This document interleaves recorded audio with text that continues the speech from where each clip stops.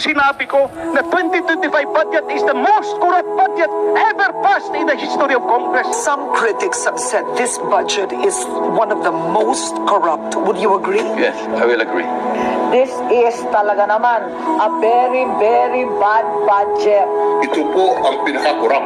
Talagang binanggol nila yung budget. Daming description niya, pinakamasamang budget, pinakakorap na budget, pinakamasamang budget. Wala na ibang description doon. Hinatikos ni Davao City Acting Mayor Sebastian Duterte ang umano'y korupsyon sa 2025 national budget ng bansa.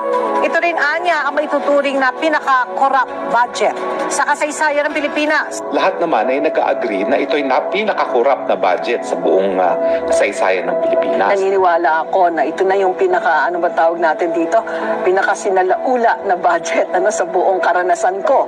Naniniwala po tayo na ito na po ata ang pinaka-corrupt na budget sa history ng Pilipinas. Sa kasaysayan nga po ng Pilipinas, ito ang tinaguriang pinaka-corrupt na budget. Pinaka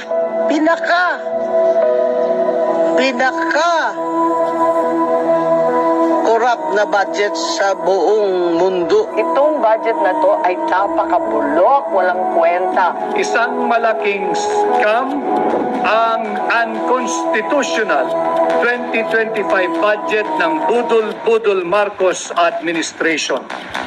Ako ay naniniwala na garapal ang katiwalian sa pamahalaan sa ilalim ni Pangulong Bongbong Marcos ngayon. Alam mo, awa na ako dyan kay BBM na bumukha na talagang tanga.